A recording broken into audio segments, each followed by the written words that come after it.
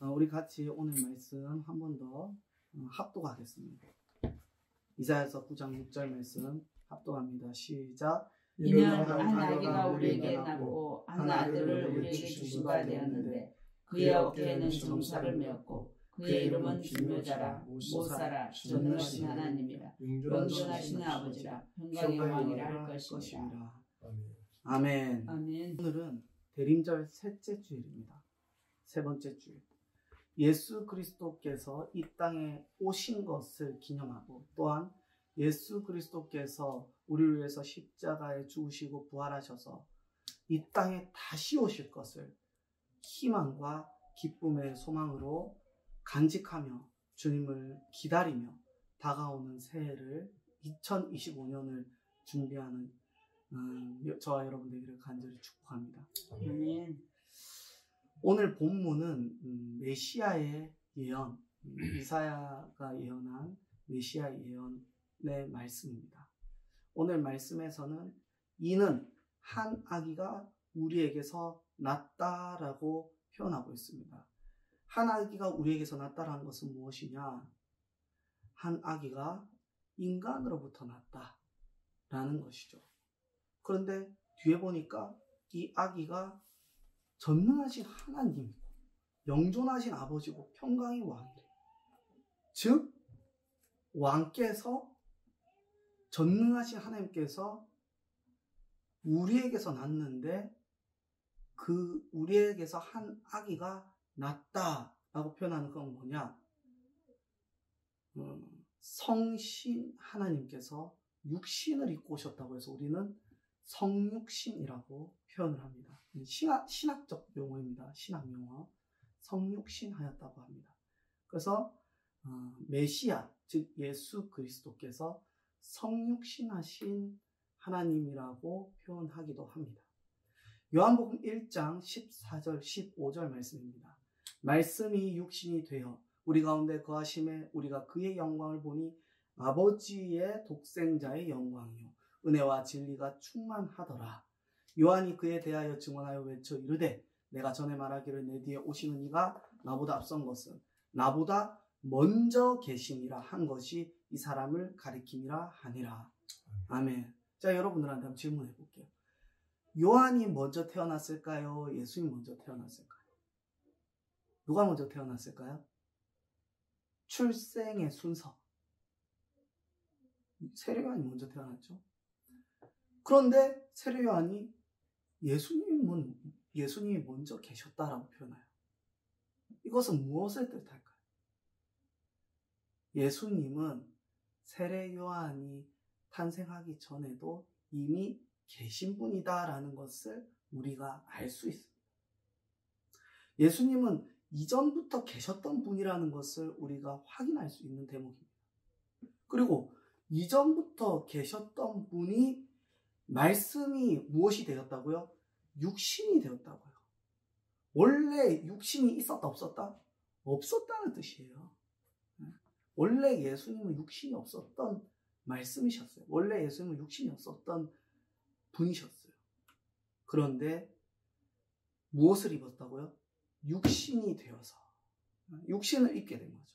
말씀이 육신이 되어서 사람의 육신을 입고 이 땅에 오신 것은 하나님의 영광과 은혜를 직접적으로 우리에게 나타내신 것입니다.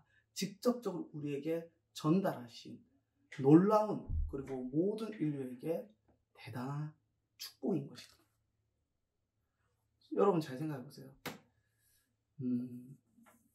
어떤 한 회사만 봐도 이 굴지의 회사, 특정 회사 이름 거론하기는 조금 어렵고요. 어떤 한국의 대표적인 굴지의 회사에 어떤 회사가 있다고 가정해 봅시다. 여러분들이 머릿속에 생각하는 그 어떤 회사 있죠? 한국에서 가장 큰 회사 하나 있는데 내가 그 회사 들어가게 됐어요. 그래갖고 드디어 나도 여기에서 이제 취업을 하고 취직을 해서 여기에서 이제 내 앞길은 창창할 거다 하는데 그분이 나와 함께 그 회사를 만드신 분이 그 회사를 창립하신 분이 같이 식사를 하겠다는 거예요. 나랑 같이 또 살겠다는 거예요. 얼마나 감사해요. 세상적으로 봤을 때, 세상적인 비유를 해서 죄송합니다만은, 우리도 또한 높은 사람들이 같이 밥을 먹고 같이 식사를 하면서 티타임을 하면서 대화도 나누면서 그때 우리는 뭐라고 표현합니까? 영광입니다. 감사합니다. 이런 표현을 합니다. 사람조차도 그런 표현을 합니다. 그런데 나를 만드신 분이 이 땅에 오셨어요.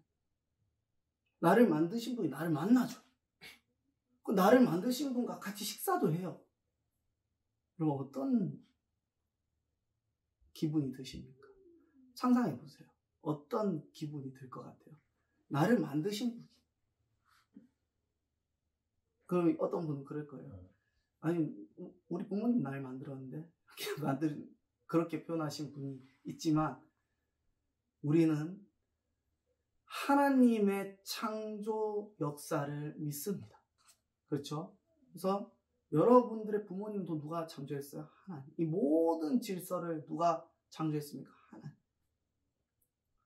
그래서 오늘 말씀 보니까 전능하신 하나님이라, 메시아를 보고 전능하신 하나님이라 라고 표현합니다. 그래서 말씀을 가지고 인용을 하면 창조주께서 오신 거예요. 우리를 만드신 창조주께서 피조물과 함께 했는데 피조물의 육신을 입고 왔다는 거죠. 얼마나 대단한 큰 축복이고 영광입니까? 그래서 예수 그리스도의 성육신은 먼저 하나님의 영광이다라는 거죠. 두 번째로는 모든 죄의 굴레에서 해방을 의미합니다. 누가복음 4장 18절 말씀, 19절 말씀입니다. 주의 성령이 내게 임하셨으니 이는 가난한 자에게 복음을 전하게 하시려고 내게 기름을 부으시고 나를 보내사 포로된 자에게 자유를, 눈먼 자에게 다시 보게 함을 전파하며 눌린 자를 자유롭게 하고 주의 은혜의 해를 전파하게 하려 하심이라 하였더라. 아멘. 주의 성령이 내게 임하였으니 예수님께 비둘기 같은 성령이 임하셨죠.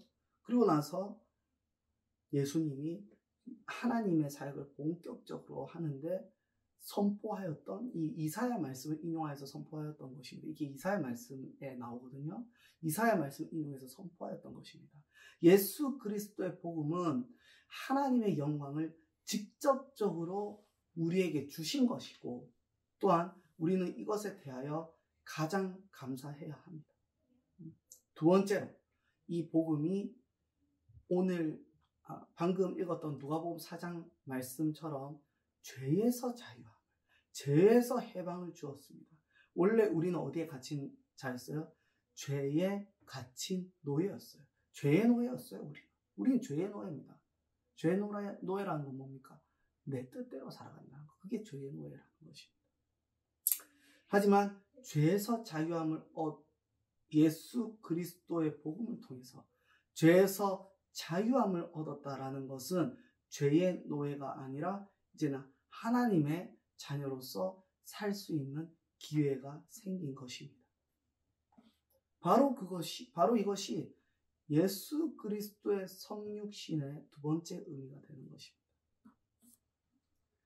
예수 그리스도께서 이 땅에 오셨다라는 것, 특히 인간의 육신을 입고 오셨다라는 것, 이것은요, 하나님의 영광을 우리 가운데에서 직접 나타내신 것이고, 그리고 왜? 하나님 우리와 함께 하시니까. 임마누엘이라고 하잖아요. 하나님이 우리와 함께 하시죠. 하나님이 우리와 함께 하니까 당연히 피조물이 창조주와 함께 하는데 그거보다 더 큰 영광이 어디 있겠어요?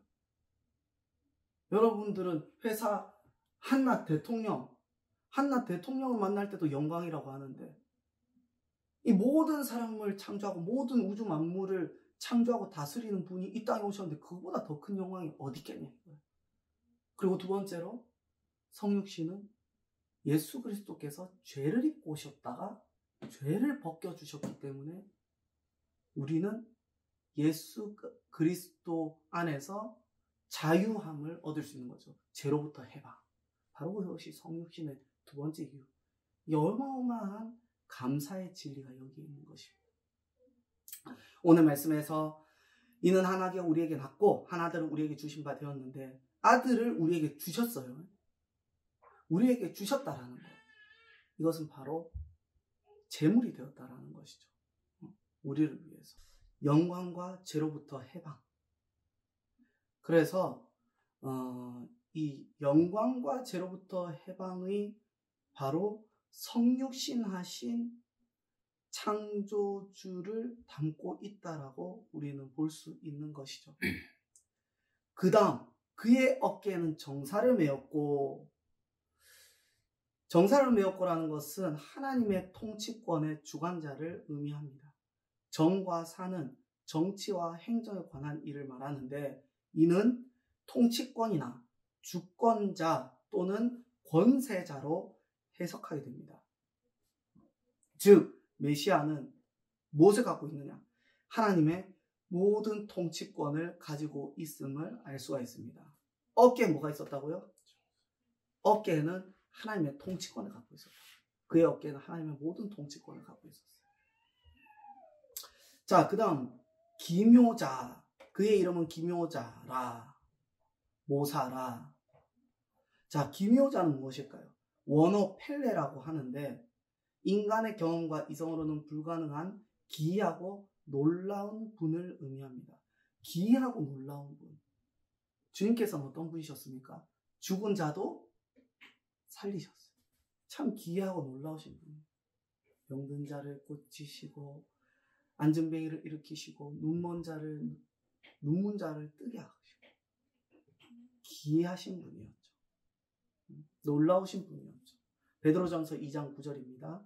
그러나 너희는 택하신 족속의 왕 같은 제사장들의 거룩한 나라여 그의 소유가 된 백성이니, 이는 너희를 어두운 데서 불러내어 그의 기이한 빛에 들어가게 하신 이의 아름다운 덕을 선포하게 하려 하심이라. 아멘. 어디에 들어간다고요? 기이한 빛에 들어가게 하신다. 얼마나 감사합니까? 그래서 하나님은 기묘자라. 메시아는 기묘자라. 기이하고 놀라운 빛을 드러내신다. 이 기이하고 놀라운 빛은 무엇이 담겨 있느냐? 인간의 경험과 이성으로는 알 수 없다. 인간의 경험과 이성으로는 불가능하다. 이러한 내용이 담겨 있습니다. 이 기이하다는 것은 우리가 생각하고 상상하고 경험할 수 있는 한계를 넘으신 분이다. 즉 어떤 분? 초월하신 분이라는 거죠. 초월. 그래서 기이하다는 것은 하나님의 초월성을 담고 있습니다.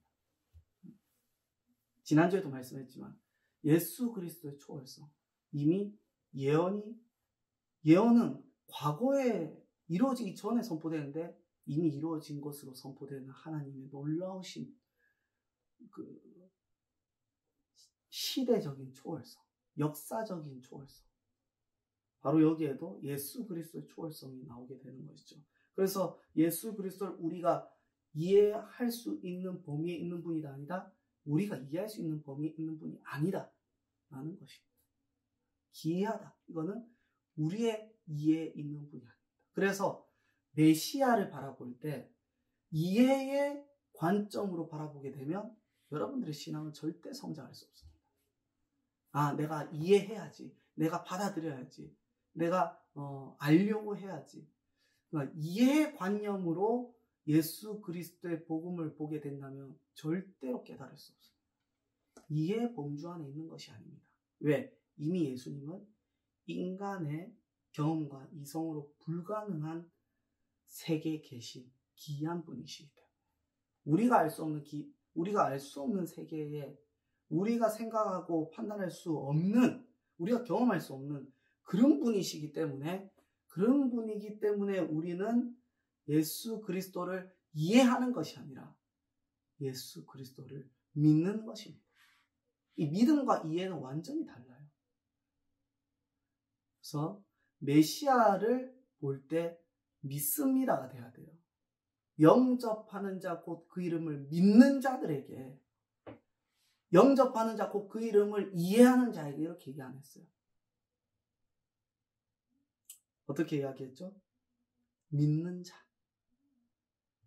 예수 그리스도는 물이 포도주가 됐다고 하니까 뭐 과학적으로 이렇게 저렇고 이러면 이해가 되네, 이런 게 아니에요. 예수 그리스도를 그냥 믿는 거예요. 왜 믿어요? 그냥 믿음의 대상이니까 믿는 것. 그것이 바로 기묘자인 것입니다. 자, 모사에 속하는 원어 요에츠는 모략과 재능의 신을 부여받아서 인간의 지혜를 뛰어넘는 전략가를 의미합니다. 이사야 11장 2절 말씀입니다. 그의 위에 여호와의 영 곧 지혜와 총명의 영이요 모략과 재능의 영이요 지식과 여호와를 경외하는 영이 강림하시리니. 자, 여기 보니까 지혜와 총명의 영, 모략과 재능의 영, 지식과 여호와를 경외하는 영이 강림한다라고 표현하고 있습니다. 전능하신 하나님은 하나님의 영이 임하시는데 어떤 것이 임한다고요? 지혜와 총명, 모략과 재능, 지식과 경외, 이런 것들을 하나님으로부터 부여받아서 이런 것들로 인하여서 모사에 속하시는 것이죠. 즉 인간의 지혜를 뛰어넘은, 신에게 부여받은 인간의 지혜를 뛰어넘은 전략가라는 거예요. 인간의 지혜를 뛰어넘은 전략가. 그래서 우리의 계획을 누가 짜야 돼요? 내가 짜가지고 하나님 앞에 하나님 이거 맞아요 틀려요 검수받는 게 아니에요. 왜? 내가 계획을 짜가지고 하나님 앞에 검수받으면 결국 누구의 지혜 안에 갇히게 돼요? 내 지혜 안에 갇히게 돼요. 그리고 내 지혜 안에 갇혀놓고는 하나님 이게 맞아요 틀려요. 하나님은 우리가 상상할 수 없는 초월하신 분인데, 기이하신 분이고 초월하신 분인데 왜 우리의 테두리 안에서 하나님 이게 맞아요 틀려요를 따지겠습니까? 잘못된 것이죠. 하나님, 주님께서 전략을 세워주옵소서. 하나님, 주님께서 계획을 짜주옵소서. 주님께서 나를 이끌어 주옵소서. 우리가 그런 기도 많이 합니다. 인도해 주옵소서, 이끌어 주옵소서, 나를 세워 주옵소서. 말은 그렇게 해놓고 계획은 누가 짜요? 내가 짭니다. 어리석죠? 하나님을 인도한다 해놓고 계획은 왜 자기가 짜요? 여러분, 전쟁을 나가요. 전쟁을 나가면 누가 진두지휘를 해요? 장군이 가장 앞에 있는 장군이 진두지휘해요. 근데 장군이 전략을 짜는데 병사 와가지고 이거 이렇게 해야 되는 거 아닙니까? 이거 맞는지 확인 좀 해주세요. 하면은 장군이 뭐라고 할까요?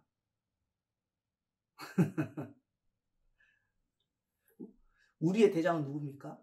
예수 그리스도예요. 내가 계획 짜지 마시기 바랍니다. 항상 하나님 앞에 겸손하게 기도함으로 주님 주시는 지혜와 명철로서 하나님의 전략, 하나님의 계획을 받아 누리시기 바랍니다.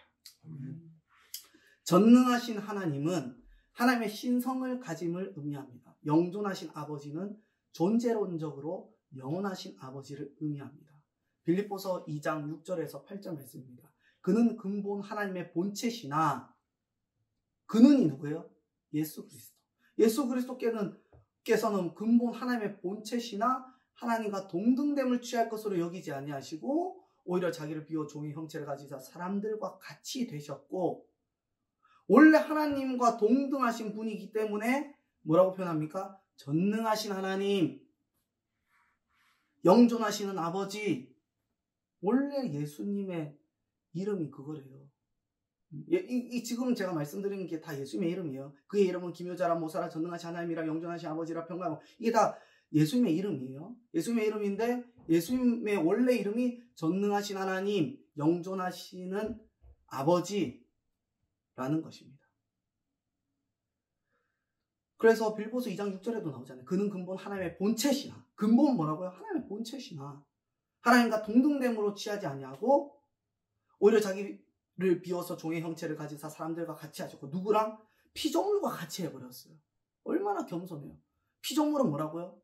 창조의 결과물, 직접 만드신, 본인이 만든 피조물과 같게 취함을 받았다는 것은 원래는 신인데 피조물과 같이 되었다라는 것은 얼마나 낮아졌다라는 것입니까? 말도 안 되게 낮아진 거예요. 여러분들이 영의 세계에 대해서 알고 영적 질서와 영의 세계에도 계급이 있거든요. 네, 이거는 그냥 넘어가겠습니다. 이런 것들을 여러분들이 조금이라도 이해하고 안다면 이거는 말도 안 되는 일이 일어나는 거예요. 어떻게 가장 높으신 분이 죄의 옷을 입고 합니까? 이게 말이 안 되는 일이에요. 하지만 주님께서 그렇게 했다. 8절, 빌보서 2장 8절, 사람의 모양으로 나타내사 자기를 낮추시고 어떻게까지? 죽기까지 복종하셨으니. 우리는 그러면 복종할 때 어떻게 해야 돼요? 내가 할 수 있는 데까지 복종하면 돼요? 내가 제한을 두고 딱 여기까지만 복종했다. 그 이상은 나도 못하겠다. 이거 맞아요? 여기까지만 해야지 그 이상은 나랑 안 맞다. 이거 맞습니까? 죽기까지 복종하는 게 바로 예수 그리스도를 따르는 삶입니다. 이렇게 해서 난 못 살겠다. 못 살면 못 사는 대로 냅둬요. 그렇게 해서 죽으면 하나님께서 얼마나 기뻐하실까요? 그럼 그렇게 해서 죽어도 괜찮아요. 못 살겠다 하지 마시고 내가 이렇게 해서 죽으면 순교구나. 그렇게 살아가시기 바랍니다. 죽기까지 복종해서 주님께서 부활 승천을 이루셨어요. 곧 십자가의 죽으심이라. 그래서 우리는 하나님의 신성을 깨닫고 영존하시는 아버지이신 예수 그리스도께서는 원래 영존하신 아버지, 존재론적으로 영원하신 분이신데 우리와 같은 모습으로 오셔서 죽기까지 복종하셨다. 그리고 죽으심으로 부활하셨다라는 것입니다. 바로 그분이 누구라고요? 메시아였어요. 자, 평강의 왕은 죄로 인하여 하나님의 관계가 분리된 상태를 죄로 인하여 하나님의 관계가 분리된 상태에서 스스로 화목제물이 되어 하나님과의 관계, 인간과 하나님과의 관계의 화해를 이루셨기에 평강의 왕이라고 말씀하고 있는 것입니다. 요한일서 2장 2절 말씀입니다. 그는 우리 죄를 위한 화목제물이니 우리만 위할 뿐 아니요 온 세상의 죄를 위하심이라. 아멘. 화목제물이 되었는데 누구를 위한 거라고요? 온 세상의 죄. 메시아께서 평강의 왕으로 오신 것은 하나님과 단절된, 죄로 인하여서 하나님과의 단절된 관계를 화해시키고 하나님과 인간의 화해, 이것을 이루시기 위하여서 오셨던 것이죠. 그래서 평강의 왕이라고 하는 것입니다. 그래서 우리는 누구를 믿으면 하나님과 화해가 되고 하나님과 관계가 연결이 될까요? 누구를 믿으면? 평강의 왕을 믿으면 그렇게 되는 거예요. 왜? 그분이 평강의 왕이니까 그분만 믿으면, 그분을 따르면 그분이 평강의 왕이셔서 그분이 평화를 이루어요. 화평을 이루어요. 그러면 누구와의 관계가 화해가 돼요? 하나님과의 나와의 관계가 화해가 돼요. 평강의 왕. 누굽니까? 메시아, 예수 그리스도라는 겁니다. 메시아 예언은 단순히 구원자로서의 예언에만 국한되어 있는 것이 아닙니다. 예수 그리스도의 임재는 임마누엘이며 하나님의 임재라는 것을 기억해야 됩니다. 예수 그리스도께서 어깨에는 통치권이 있고, 또 이분은 전략가이고, 또 이분은 기이한 분이고 초월하신 분이고, 또 이분이 하나님의 신성을 가지고 있고 존재론적으로도 영원하신 분이고, 또 이분이 하나님과 인간의 관계를 평화를 이루신 분이시구나. 이거를 우리가 깨달아야 합니다. 그분이 오셨다라는 거예요. 이게 메시아를 보낸다는 것은 이 의미가 다 들어있다라는 것입니다. 오늘 본문 말씀을 인용하자면 전능하신 하나님께서 우리에게 오셨다. 그래서 저는 성육신 하신 전능하신 하나님이라고 표현하고 싶습니다. 전능하신 하나님께서 우리에게 오셨다. 임마누엘. 영원히 계신 하나님께서 우리에게 오셨다. 그런데 어떻게 왔어요? 우리에게서 났다라고 하잖아요. 인간의 아기로 태어났다라는 것입니다. 바꿔서 한번 생각해 봅시다. 하나님께서 인간을 지으신 창조주십니다. 그리고 인간은 피조물이에요. 전능하신 하나님이 창조한 피조물의 가죽을 입고 인간의 이 땅에 오신 것 자체도 놀라운데 이 땅에서 피조물에 의해서 죽임을 당했어요. 여러분 보세요.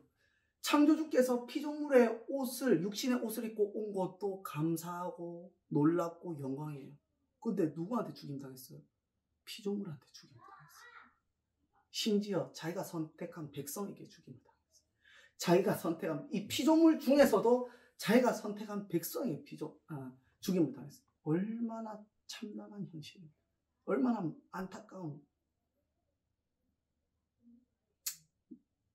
안타깝습니까? 전능하신 분인데, 영존하신 분인데 우리는 주님 앞에 무릎을 꿇을 수밖에 없습니다. 그런데 우리는 한 가지 확인해야 될 것이 있습니다. 그것이 무엇이냐? 직접 화목제물이 되었다라는 것. 여기에 무엇이 담겨 있어요? 하나님의 사랑이 담겨 있는 것입니다. 얼마나 우리를 사랑했을까? 얼마나 우리를 사랑했기에 우리 손에 죽었을까? 내 손에 죽은 거예요. 피조물에 의해서 죽임 당한 건 바로 피조물 누구예요? 저와 여러분입니다. 우리 손에 죽은 거예요, 예수님. 얼마나 나를 사랑하셨기에 내 손에 죽으면서까지 십자가에 달리셨을까? 주님의 사랑 느껴지십니까? 우리는 하나님의 사랑을 바라볼 수밖에 없습니다. 모든 만물의 통치자이시며 기이한 일들을 행하시는 전략가이시고 전능하신 창조주, 영원히 살아계신 분께서 평강의 왕으로서 화목제물이 되신 것이 메시아께서 행하신 일이요 우리의 복음입니다. 우리의 생명은 그리스도의 화목제물 되심으로 시작됩니다. 대림절 셋째 주를 맞이하여 메시아의 의미에 대해서 다시 한번 묵상하며 창조주께서 육신을 입고 오셨다. 그리고 자신이 지으신 피조물에 의해, 특히 피조물 중에서도 내가 선택한 백성에 의해 죽임을 당하셨다. 왜? 피조물인 나를 사랑하셨기 때문인 것. 이것을 우리가 묵상하면서 나는 주님을 죽였는데 주님은 나를 위해서, 나를 사랑하셔서 나한테 죽임을 당했다. 이렇게 한번 여러분들이 묵상해 보시기 바랍니다. 나는 주님을 죽였고 주님은 나를 사랑하셔서 죽임을 당하셨다. 그리고 나를 살리셨다. 죽인 건 난데 그분은 오히려 나를 살리신 것. 우리가 주님의 사랑을 한 번 더 묵상하는 대림절이 되었으면 좋겠습니다. 셋째 주가 되었으면 좋겠습니다. 주님의 사랑을 묵상하며 예수 그리스도께서 이 땅에 오셨음과 그리고 다시 오실 것이 나에게 그리고 내 삶의 가장 큰 소망이요 가장 큰 기쁨이 되는 저와 여러분 되기를 간절히 축원합니다. 우리 함께 기도하기를 원합니다. 주께서 성육신 하심으로 우리의 죄와 허물을 벗겨내 주셨으니 감사와 찬양 올려드리기 원합니다.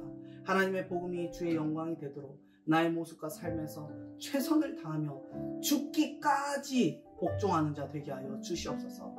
나의 주권은 이제 죄 아래 있는 것이 아니라 예수 그리스도의 권세 아래 있음을 선포하니 하나님이여 나를 통치하여서 내가 주님을 사랑함으로 죽기까지 복종하고 순종한 자 되게 하여 주옵소서. 우리 함께 주여 한번 부르짖고 기도하겠습니다. 주여